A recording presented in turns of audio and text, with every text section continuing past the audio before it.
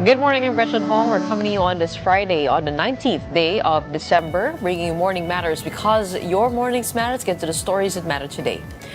Former DPWH official Maria Catalina Cabral was found dead in Tuba, Benguet on December 18 after an incident at a cliff along Cannon Road. Cabral was previously implicated in the flood control project scandal involving various department officials. 10 individuals, including contractor Sara Discaya, face arrest warrants over a 96.5 million peso ghost flood control scandal in Davao Occidental. The president stated the warrants target primary respondents charged with graft and malversation for the non-existent infrastructure project. The Philippine Fencing Association president has accused Representative Richard Gomez of physical and verbal assault, calling the behavior unbecoming of a public official. While Gakuma seeks legal advice, Gomez has countered with plans to file complaints over the alleged bullying of athlete Alexa Larazabal. Welcome to our program, Morning Matters, where we talk about the issues you need to know for the rest of your day. Now, first on the agenda. Former DPWH Undersecretary Maria Catalina Cabral was found dead at the foot of a cliff along Cannon Road in Tuba, Benguet on December 18. Rescuers discovered her unconscious near the Benguet River, around 20 to 30 meters below the highway, and she was pronounced dead shortly after midnight on December 19. Police said Cabral had been traveling with her driver to La Union when she asked to be dropped off along Cannon Road in Camp 5 area.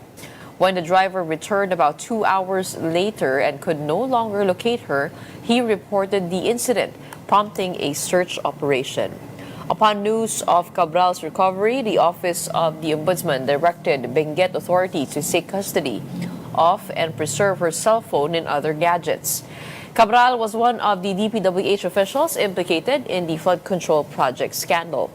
Meanwhile, in a statement, the DPWH extends its condolences and prayers to the family of Cabral. The department also urges the public to respect the family's need for privacy during this difficult time. A court has issued arrest warrants against contractor Sara Discaya and 9 others over the alleged ghost flood control project in Davao Occidental. More in this report.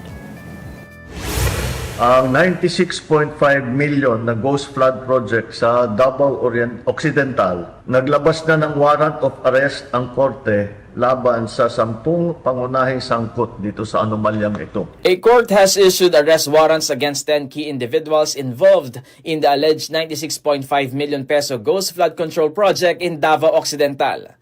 President Bongbong Marcos confirmed that the warrants were released against the primary respondents in the anomaly involving the flood control project. Ang warrants na ito ay recorded gamit ang body-worn camera. Among those charged is contractor Sara Discaya, who is facing cases of graft and malversation. Ito pong mga kasong ito, hindi po bailable ito. Hindi pwedeng bayaran ang kanilang para sila'y makalabas sa kulungan. Kabilang na po rito si Sara Discaya. Based on a copy of the arrest warrant, the charge of malversation of public funds and property against Discaya and 9 others is non-bailable. Meanwhile, the graft charge is bailable, with bail set at 90,000 pesos each. Discaya is currently under the custody of the National Bureau of Investigation after voluntarily surrendering even before an arrest warrant had been issued last week. Earlier, her camp claimed that the Davao Occidental project was completed and was not a ghost project. Aside from Discaya, 8 DPWH officials have also expressed intent to surrender. Simula lang po ito at patuloy namin imbestigahan at kakasuhan lahat po ng may kinalaman sa mga iskandalo na nakikita natin sa mga flood control project. At titiyakin po natin na hindi lamang sila ay makakasuhan, kundi maibalik ang pera. The issuance of the first arrest warrant follows the president's earlier promise that people would go to jail for corruption before Christmas. Previously, Ombudsman Boying Rimulya also vowed to issue arrest warrants against high-profile personalities involved in the anomaly. More names are expected to surface in the flood control scandal. According to DPWH Secretary Vince Dizon, more than 80 names have been submitted to the Ombudsman for investigation. He added that former House Speaker Martin Romualdez was allegedly among those included. However, Romualdez's lawyer denied the claim. It is not true. We respect due process and will await the Ombudsman to independently evaluate the submissions based on evidence, not press conference soundbites. There has been no new statement yet from the Department of Public Works and Highways. But in January, the agency, together with the Independent Commission for Infrastructure, is expected to submit its own recommendations to the Ombudsman following its investigation into flood control projects in Cebu. For News 5, Dave Abuel, We Are One News.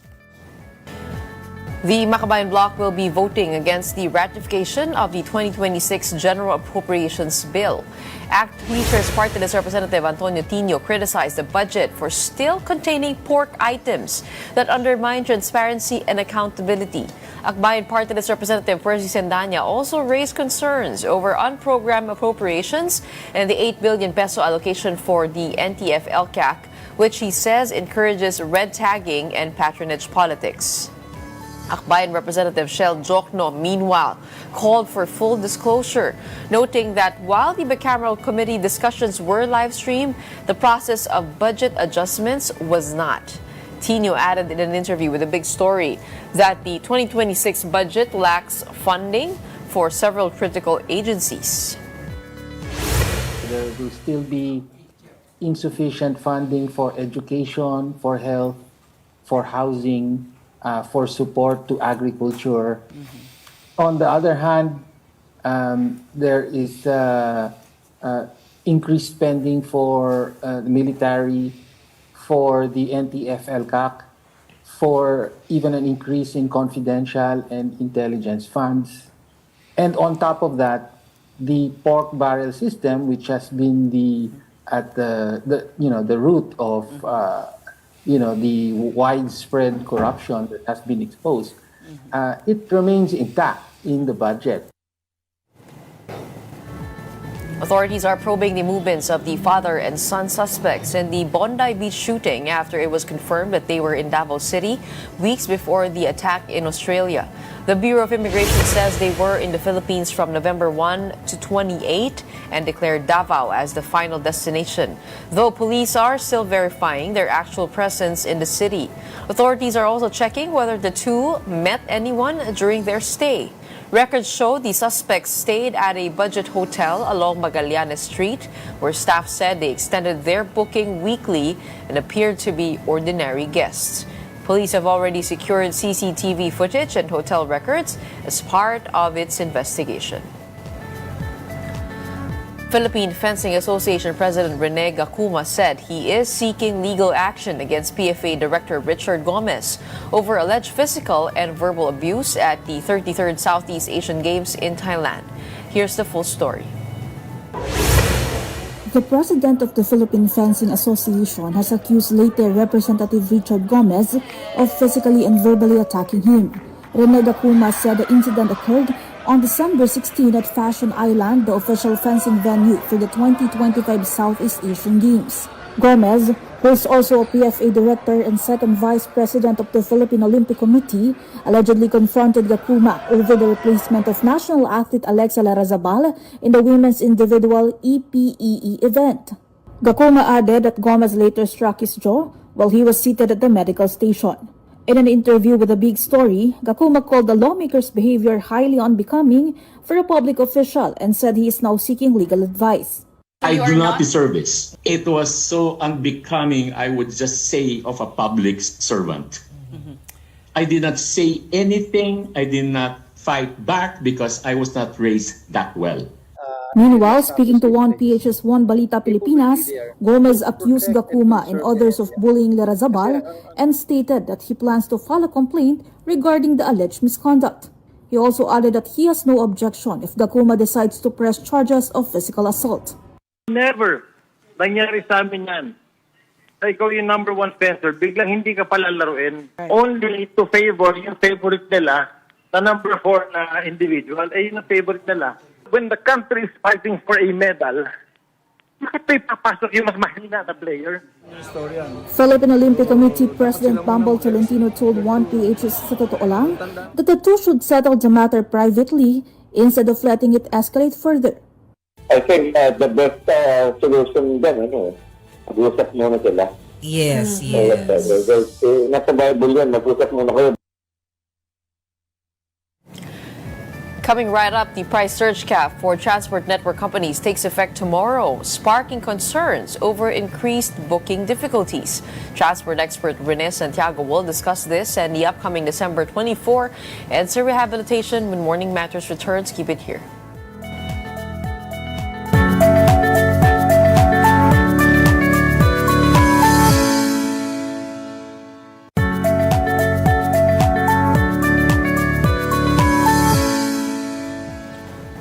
Welcome back. You're still watching Morning Matters here in One News. The Land Transportation Franchising and Regulatory Board has moved the implementation of the surge pricing cap for transport network vehicle services to December 20. LTFRB Chairperson Vigor Mendoza II said the agency recognizes the need for ride-hailing companies to adjust to the new surge pricing cap. And to ease the impact of the surge pricing cap, the agency also allowed ride-hailing services to start charging passengers once a booking is accepted rather than from the pickup point. Under a memorandum circular dated December 17, the distance from the driver's booking acceptance location to the passenger's pickup point will now count as chargeable distance. Meanwhile, after months of delays, the EDSA rehabilitation is set to begin on Christmas Eve. The project will be carried out in 2 phases, each lasting 4 months. And joining us now to talk more about this, we have transportation and infrastructure expert, engineer Rene Santiago. Magandang umaga po sa inyo. Welcome to Morning Matters. Nakamute ho kayo?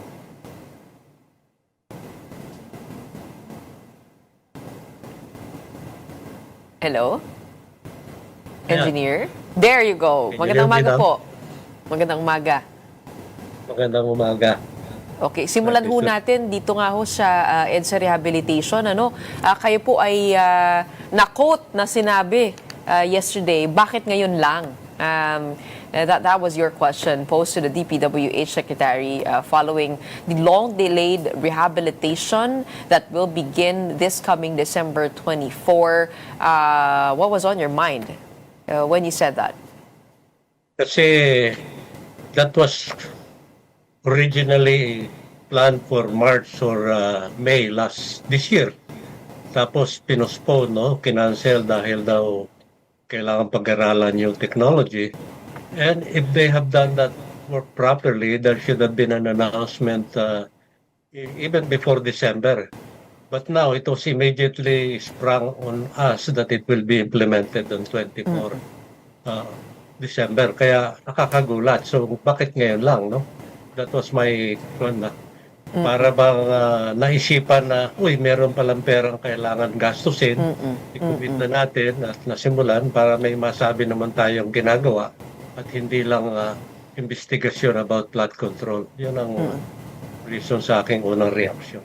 But doesn't it make sense to hold the rehabilitation in the 2 weeks that people are on holiday? Marami po, kanina nga po, wala na pong masyadong kotse sa kalsada. So, hindi ba sakto lang din in preparation for the real reason this rehabilitation was announced, which was the ASEAN Summit in 2026, the preparations for that? Well, it is true that the traffic volume around that week will be very low, no? And they want to take advantage, but they should have known that a long time ago, no? For to be planned. Para bang napilitan lang at bunutin at come up with the improvised plan. Ang nakikita ko, another improvisation eh. We have postponed the EDSA rehab for the 3rd time or 2nd. Alam mo, noong una, noong 2005 at 2008, there was already an ADB funded fund to really rehabilitate EDSA. That was cancelled in favor of what the then MMD wanted, reblocking. So ngayon, balik na naman tayo sa old solution, yung mga temporary stopgap solution. So sinasabi nila, they'll resort to reblocking. There's nothing wrong with it, but it's not a permanent solution. No? At saka, it's not really new as they claim to be. yung gagamiting asfalto na so-called SMA, uh, stone mastic asphalt, hindi naman bago. Mga more than 50 years ago na discovered na yan sa Germany. And in the Philippines, that has already been tried or introduced more than 15 years ago. So they're trying to spin it as new when in fact it's an old approach. Technology. Oh. Oo. Which begs us to ask the question, hindi po nila ginagamit itong stone mastic asphalt dati? Ginamit na dati ng mga contractor dito sa Pilipinos. So Kaya present na siya sa EDSA? DPWH, bago daw, bagong okay. technology. It's not new. Okay. Okay. Pag kayo po ay nadaan sa EDSA, ano pong mga naiisip ninyo? I mean, as an engineer, do you think this is really, kailangan na po, no, immediate, urgent, there's an urgent need for rehabilitation along the major highway? Or, kasi ang nabanggit po ni Secretary Bunoan, yung structural integrity po niya ang delikado. Hindi po yung top layer. Ano po ba talaga? Oo. Ang isa kang nakakabahala, we're not really addressing the fundamental problem ng EDSA. We're nipping at the bud, but the problem, the priority or the biggest problems are not being addressed. No? Yun ang tinanggal nila sa scope of work ngayon to satisfy, to appease the public. No? And one of the priority talaga dyan is the danger to the Guadalupe Bridge. Yan ang what. And the overarching goal really is the problem of EDSA is a problem of capacity. Yung throughput ng passengers dyan maliit, no? But we have reduced it by almost 50% with the busway carousel. Nagkaroon ng reduction ng bus ng 3,500 to about 500 buses. So naturally, bumagsak ang capacity. Pangalawa, yung mga sakayan ng pasahero nagbumawa, no? Na dependent sa MRT 3 station, which means about every 1.5 kilometers ang distance ng hintuan. Eh dati sa bus, every 500 meron. So yun ang dalawang nawala kaya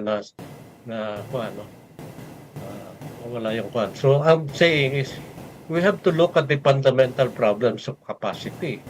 Tapos sasabihin nila ngayon, Dalian trains, wala naman dinagtag. 9 trains, 3 sets ng Dalian train pa rin ang nag-ooperate. 39 cars will still be idle and used. So, what you're seeing here now as a core problem is the section of the Guadalupe Bridge. Pero sa iba pong mga parte ng EDSA, do you see problems in the structural integrity of the highway? No, because yung mga flyover nagkaroon na ng retrofitting yan eh. After the Kobe earthquake, we engaged in or DPWH went into a retrofitting program through the years. Ang alam ko, pagkakaalam ko pinaka-delikado na hindi pa rin na-address yung Guadalupe Bridge. So. Okay, but addressing... go ahead, sir. Alam ko, ayaw nilang paramdam ng sakit, but unless we address the hard questions, we can continue to do soft solutions na palliative ang tingin ko. But the problems that you address when it comes to capacity is another problem altogether. Hindi po ito pag-aayos ng kalsada. Ito po ay pag-order ng I guess more trains or the usage of our trains, and also a fixing of the operations, and also the supply and demand of buses and terminals, no? So ano po ang proposal niyo po pagdating po doon? Ito na yung train pinili na nila. It has been delivered. It's idle for the last 6 years, 8 years, almost 10 years either. Na-deliver yan ng mga 2015, if I recall. So almost 10 years. Only 9 have been deployed. So ang point ko is, suppose we close one lane of EDSA, which is inevitable pagka talagang ni-repair mo yan, no? The capacity had to be increased because decrease na nga without even touching EDSA sa ginawa natin sa bus. So, pwede nating i-redeem yan, remedy, by increasing the capacity ng MRT. Decide ng MRT to have more trains, but it's there. Hindi nakatiwangwang. Yung sayang. Yung tinatawag kong pagpapakita na gusto nating magtipid, so mas mababa ang cost. Pero, ang nangyayari naman, tinatago, there is a hidden benefit or lost benefit na cost in the long run na mangyayari. Nung October 23, 2025, nag-announce po ang palasyo that MRT 3 will deploy 39 additional Dalian train coaches in 2026. At ngayon po sa Pasko, mukhang mayroon pong 3 na gagana. Sabi po yan ni Acting DOTR Secretary Giovanni Lopez. 3 train set, yun ang dating na pinakikita nating bago eh. Madalas ako sumakay sa MRT 3 pag pumunta So get that ako ng going, Makati. get that going. Okay. Which means, which tells us that many of the changes in EDSA don't need to be done through road repair. Is that a correct, fair assessment? Road repair gives you the cosmetic aspect na mayroon kaming ginagawa. Pero hindi naman talaga yung pinaka-puso ng problema. So, ibig sabihin ho, yung initial proposal to rehabilitate the whole of EDSA, the whole 10 kilometers that will take 2 years, was really more of a beautification project in time for the ASEAN Summit. Sinasama nila yung beautification dahil yung EDSA Greenways Project na pinondohan ng ADB na hanggang ngayon, 5 taon na nakatiwangwang pa because it's a very ambitious project na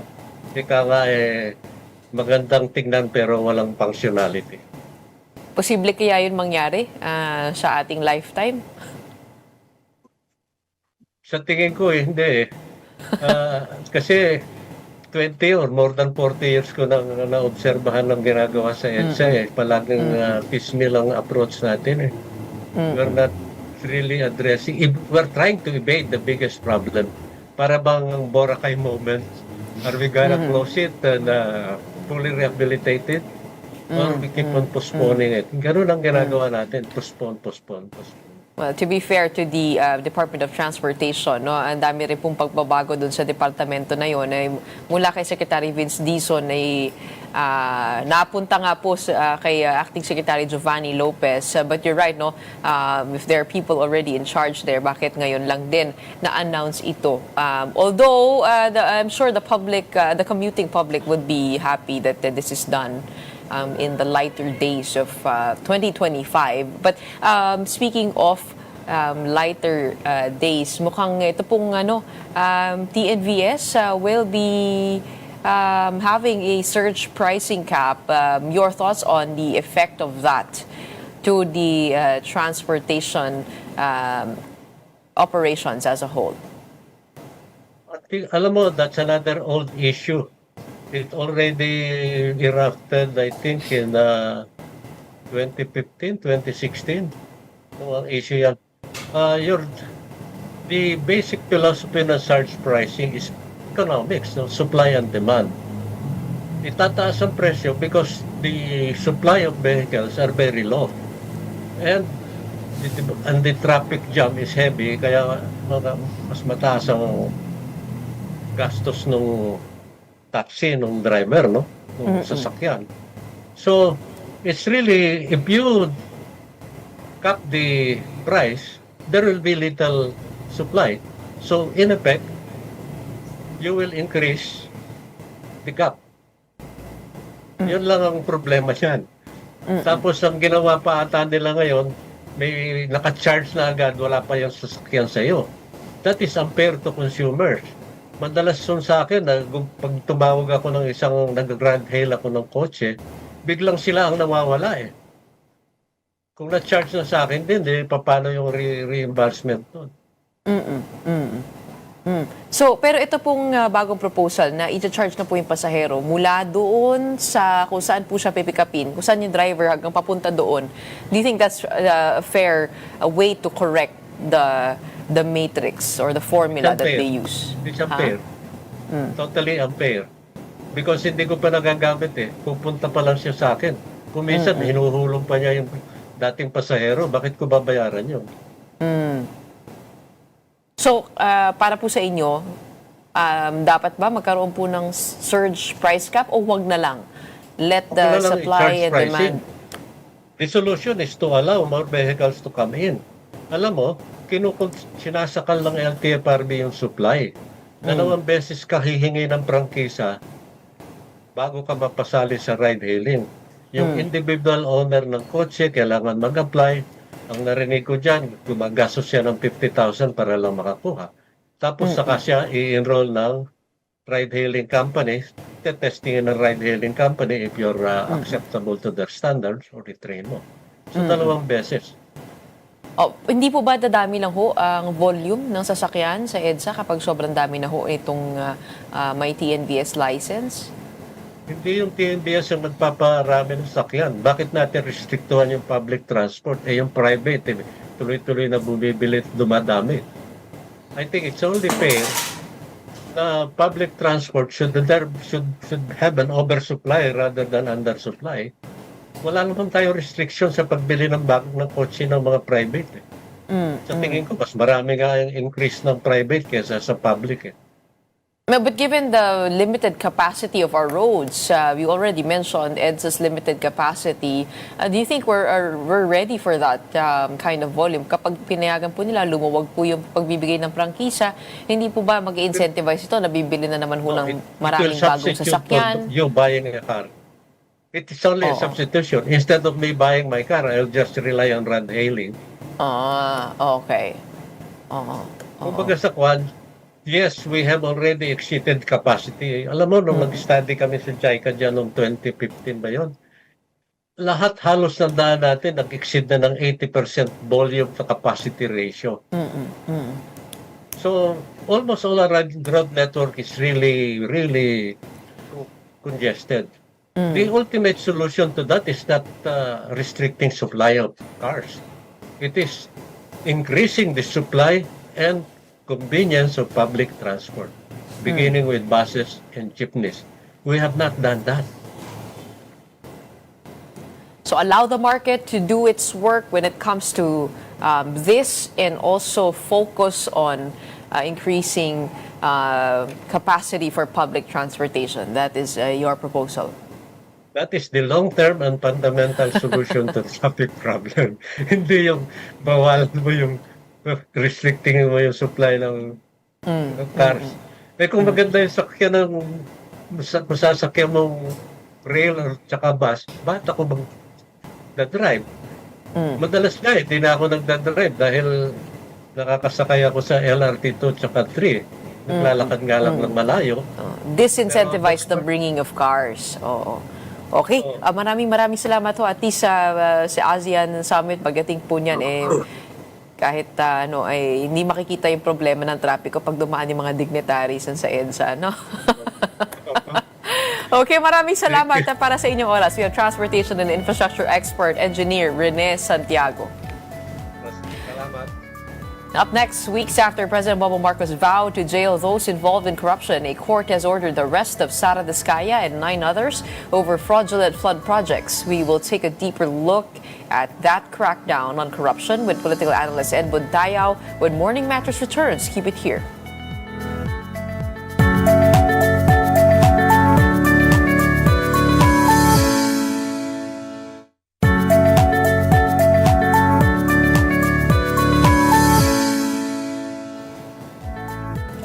Good morning, I'm Gretchen Ho here in Morning Matters. We talk about the most pressing issues and give you the context behind headlines.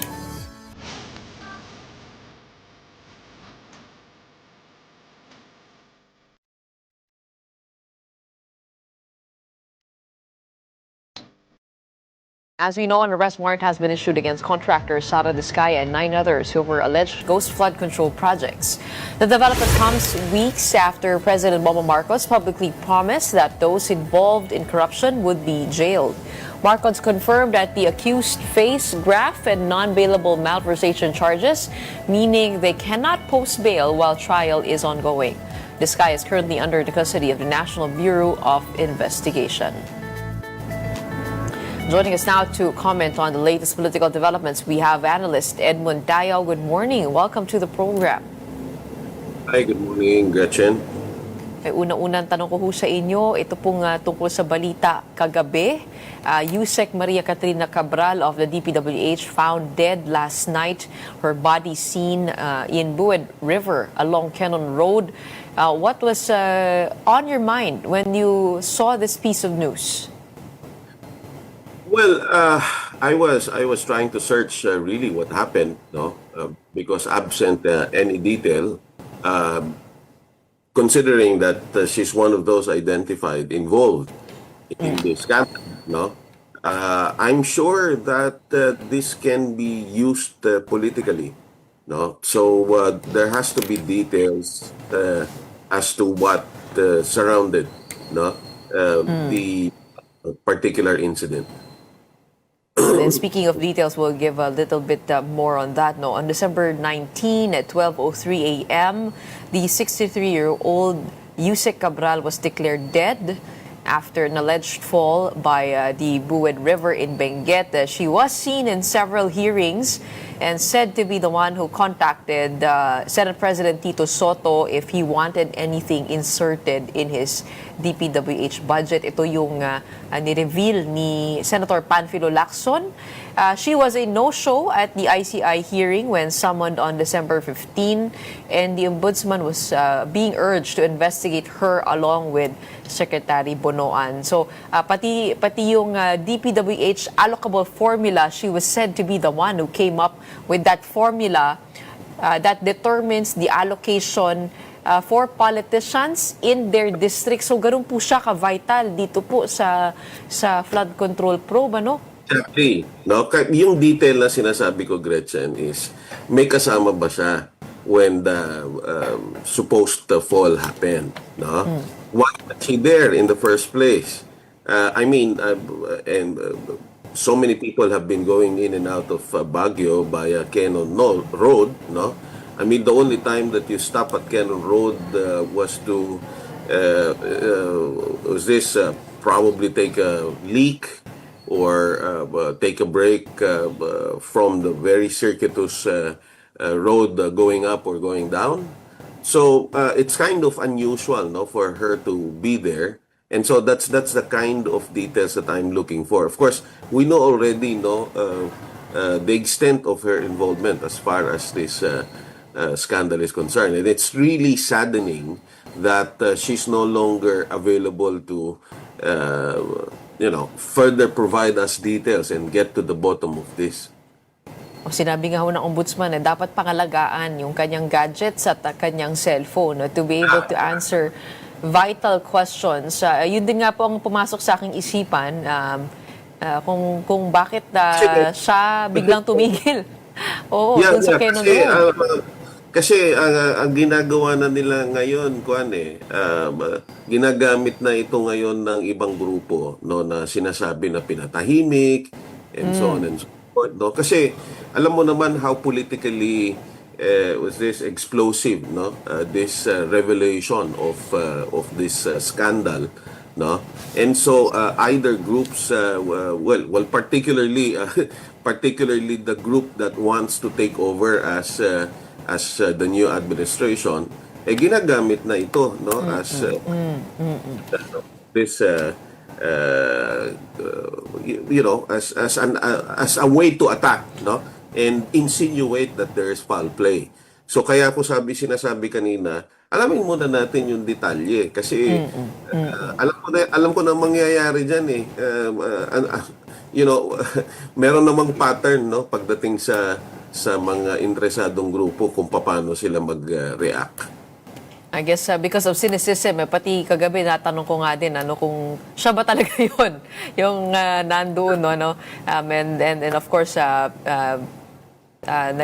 over time, medyo nadagdagan ng clarity over the situation with the driver talking about what happened coming on video. But I guess we'll know more details throughout the day. It is fresh news after all. The other piece of news, what happened yesterday was Sara Diskaya finally being served an arrest warrant by the NBI. This announced by the president before the year ends, jailed before the year ends. How significant is this arrest to the president's credibility in the flood control probe? Well, Gretchen, I'm not very much into thinking whether this is about the president's credibility or not. No, this is more about, the president's credibility hangs significantly on positive developments, and by positive developments would really be identifying those who are really involved. Hindi yung alam mo yon, kwentong barbero lang, no, na eto si Mario ay involved and therefore kasi at the end of the day, it's not just a question as to whether or not the particular personality was charged in court. The question is how solid, no? Sabi nga nila, airtight yung kaso, no? And definitely, everyone wants to get to the bottom of this. Now, Sara Diskaya undoubtedly, no, is at the heart of not only at the heart of the scandal and therefore at the heart of the investigation. And so I'm inclined that leads her to the issue, and therefore there is every reason to put her behind bars. No, but now the question is, how about the other supposedly identified personalities? No, banggitin ko na, former Speaker Martin Romualdez, for example. Bago pa itong issue ng flood control, dinimonize na ito ng kabilang grupo, no? Kaya nga nauso yung title na Tambaloslos, no? So noong una pa, no, bago pa tong mga investigasyon na to, dinimonize na. Now, what I'm saying is yung sinasabi, no, kasi there was this news report the other day suggesting that he was recommended to be filed already. And the public records can show already what's recommended by ICI and what was not. And if I'm not mistaken, the recommendation is more from DPWH, which is okay kasi may investigation naman yung DPWH, and I also saw more than 20 pages, if I'm not mistaken, of investigation results by DPWH. And perhaps it's good to invite a lawyer in this regard, Gretchen, particularly a trial lawyer. But the way I see it, all the evidences that were supposedly found as far as former Speaker Martin Romualdez is concerned is more incidental to his being Speaker. Now, my question here is not to shield Speaker Martin, but more to ask, what is the purpose of parading his name, no? And eventually, pagpalagay na natin na kakasuhan siya at ikukulong siya. Ang question ngayon, yun bang kaso ay airtight? Kasi mahirap yung ipapaasa natin yung taong bayan just because, alam mo na, siniraan na ng siniraan, dinimonize ng dinimonize, so therefore dapat ikulong. Tapos mamaya, mapapakawalan din. So wag ganun ng style natin, parang mga nangyari nung panahon ng Napoles, at ito nga, well, mas malala tong Parmali kasi naglaho na lang ng parang bula, walang nangyari. So ang punto dito is, kung magfa-file tayo ng kaso, and this was what the President promised, and this is also what was explained by all those involved in the investigation, is that kaya nga may ICI para siguruhin na yung mga mapapanagot dito talagang siguradong mapapanagot. Hindi yung hindi yung palabas lang. No, so yun yung punto ko dito, no. In the case of Sara Diskaya, definitely, no, that's not only a welcome development, that's a foregone conclusion already, no. At siguro talagang aalma ang taong bayan kung hindi pa yan makakasuhan at hindi makukulong, kasi talagang yun na nga, sa lahat ng aspeto halos involved siya eh. So talagang hindi maiiwasan yon. But there are certain personalities that have already been made infamous because of this scandal, that many are asking for their heads. So para tayong bumalik nung time ng romance no, na kapag nag-ingay na yung magugulo, susundin na lang. But the President's tone and Malacanang's tone when it comes to his cousin, the former House Speaker Martin Romualdez, has been one of caution and restraint. Sabi niya, wala daw ebidensya sa ngayon na maglilink kay House Speaker. Ito lang testimonya ni Sergeant Gutesa ang meron. What will be the challenge for the President in dealing with this case? Nabanggit na rin ito sa Office of the Ombudsman. Kung incidental lang ang ebidensya, ano yun? Dapat ba mas aggressive pa ang pagtalakay dito to at least posture to the public that there is no one who will be spared? That's exactly the point, Gretchen. Kung talagang seryoso tayo mag-imbestiga, kailangan talaga makakita ng solid evidence. At sa pagkakaalam ko pa, no, at ulitin ko, nakita ko lang din ito sa balita kung hindi ako nagkakamali kahapon, no na meron na ng rekomendasyon na sa ombudsman na filean na nga ng kaso. Ang tinatanong ko pa dito, and definitely this will require another another part of your program, Gretchen, and I will highly recommend you invite a trial lawyer in this regard, no. Ikinabit pa doon sa kaso kay Saldico. Kung ako tatanungin mo, no, again, it would really be best to invite a trial lawyer. Bakit mo pag-iisahin yung kaso ni Saldico at ni Speaker Martin Romualdez? In the first place, kahit na magkasama sila sa House, magkaiba sila eh. Magkaiba ng magkaiba ng involvement, magkaiba ng papel, no? And not to mention, of course, that one immediately hid himself already, no? At gumagawa na kung ano-ano mga statements. So, alam mo yon, in other words, hindi ko maiwasang magtanong kung ano ang extent ng politika at ano yung extent ng totoong investigation. So, kailangan mo talagang laliman ito, lalong-lalo na doon sa mga investiga, kasi baka pinapaasa nyo lang yung mga tao, lalong hindi magiging maganda ang epekto niyan. Kumbaga, bakit kinakailangan pa si Congressman Zaldico to be able to pin the House Speaker when investigators could go to, let's say, his district and investigate? What I'm saying, Gretchen, is sa pagkakaintindi ko doon sa report, pinag-isa, kumbaga, yung filing kay Speaker Martin as recommended ay kasama doon sa filing kay Saldico. So ang po is, kung mahina ang ebidensya kay Speaker Martin, ibig sabihin din mahina din yung ebidensya kay Saldico. So sa madalit sabi, ang kaduluduluhan nito, mapapawalang sala silang dalawa.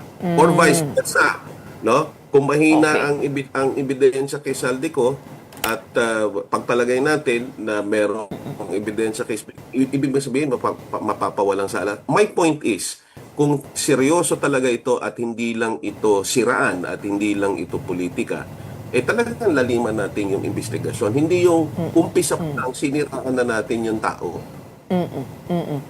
And that will fall on the shoulders of the Ombudsman. Is that correct? What do you think is the future of the ICI as a commission? Well, I wouldn't really be able to comment on that, Gretchen. If I'm not mistaken, there's now a certified urgent bill, no, filed to create a really independent Not body. yet certified as urgent. It was the president directed the Congress to prioritize it, pero yun nga yung missing doon, no? Him actually certifying the bill as urgent.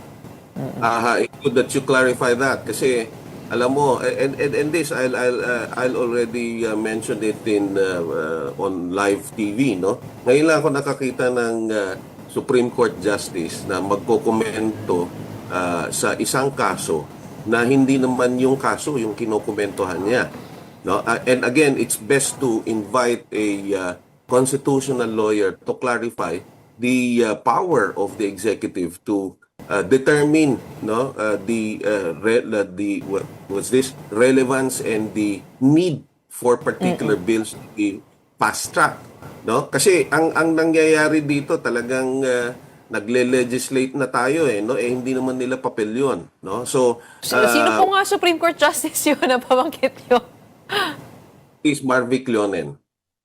Okay. Okay, we'll get to that. So about there's this case about the 2025 budget, if I'm not mistaken, but his opinion has something to do with the certification of bills as urgent.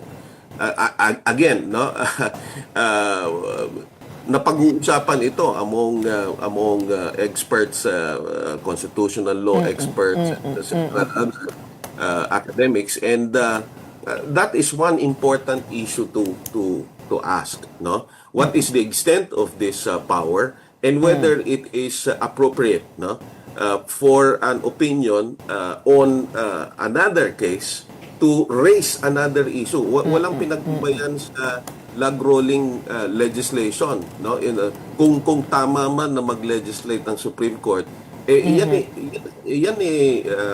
ang tawag dito, obvious na isiningit kasi hindi naman yan ang issue, no? So kaya din siguro nag-iingat ang ating executive department in that regard. But again, to my mind, no, this is not something that is expected from the Supreme Court. Okay. He is a sitting associate justice after all.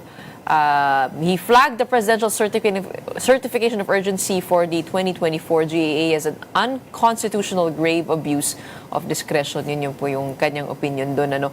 But on to other things, no. The BICAM has finally been open to the public, live stream. But do you think this is as transparent as the public wants it to be? Well, at the very least, it's a step into the right direction because that has always been, a nagging question before, no? Bakit yung mga which is public hearings, no, separate between the House of Representatives and the Senate, not only regarding the budget but in many other legislations, these are made public. Pero pagdating ng BICAM, hindi public, no? So this is a good development. My only question, however, is bakit biglang meron pang invited resource person? BICAM na nga yan. Ang kailangan mo lang i-marry yung version ng isa doon sa version ng isa. Sa madalit sabi, dumaan na doon sa proseso na iniimbitahan mo yung mga ahensya na involved. Bakit nag-imbita ka na naman ng ahensya na involved? No? So, hindi ba pwedeng hingan mo na lang yan ng additional arguments, no? Whether or not to continue with the original proposed budget or revise it or what? No? Yun lang. Marami lang nagtatanong kung bakit biglang ganun. Kasi first time na madidinig ko sa BICAM, meron ulit ganung klaseng pagpapalitan, no? It is a last-minute erratum on the part of DPWH Secretary Vince Dizon, who called for help, saying nagkamali sila dito sa across-the-board correction at dapat daw nakakustomize siya sa program of works ng mga proyekto. Pero yun din ang tanong ko, kung kaya naman pala nakapag-submit kayo ng datos, bakit hindi na lang kung ganun kadali lang pala, no? But Congressman Leviste, we had him over yesterday at sabi niya mukhang na-pressure itong si Secretary Dizon ng political realities surrounding those changes. One in particular would be contractors backing out at sabi baka hindi daw sila magbibid kung ganyan lamang ang budget.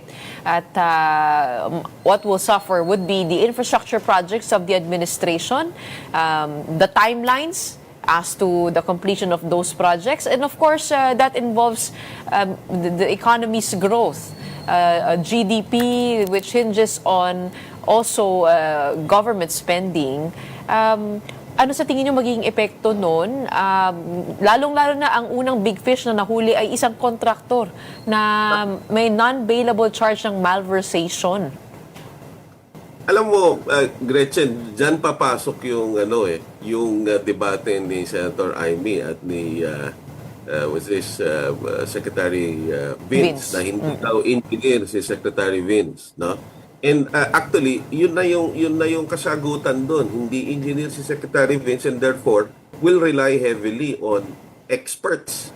Kasi para maintindihan mo kung paano ginagawa ang isang proyekto, kailangan ang imbitahan mo yung nakakaintindi. Walang pinag-iba yan sa kung meron kang kaso, hindi mo naman i-depensa yung sarili mo, kukuha ka ng abogado. Meron kang sakit sa ngipin, hindi ka naman kukuha ng mekaniko, dentista ang kukunin mo. Now, having said that, I don't know where the good congressman got his information that he was pressured, no? If I were a legislator, and happily I'm not, no, I will look into the details of the budget again and look at the figures. Simple lang naman yan eh. Kung dati ang nakalagay na budget ay pagpalagay mo 100 million, tapos biglang naging 50 million, medyo magtaka ka na. Dalawang bagay yan. Either talagang na mali sila ng computation, or they are, deliberately tanking the budget. Now, the question is, will it still be realistic as far as the completion of the project is concerned? Yung tatawid ka na in other words, you're jumping the gun and saying na pressure politically, medyo dagdag na kwento na yan, Gretchen. Kasi we're talking of numbers here eh. And the fact that the good secretary, I will give the Secretary of DPWH the benefit of the doubt that the fact that he's saying that they erred, no, that means that precisely dahil kakaupo niya lang dyan, and of course takes time for the numbers to understand. Yes. Dyan papasok yung pagiging engineer. Okay. So, binibigyan ka agad ng political color. Alam mo, yung ang issue na kailangang intindihin, yung mga NEPO congressmen, no? Totoo ba na ano ba ang yun ang question ko diyan, kung nasabihin nilang politically motivated, the source for the gander, no, is the same source for the other, sabi nga nila, no? So in other words, sila ba wala bang political motivation for making those reckless comments? Okay, one final question. With the pork programs still getting more budget than proposed, there is 243 billion in unprogrammed appropriations, up from 68.77 billion from the Senate's version, with the MAIFE program getting 51 billion, up from the initial proposed 49 billion from the House, and the AIX getting 63.9 from the 26.9 billion in the NEP. Do you think much has changed with this 2026 budget?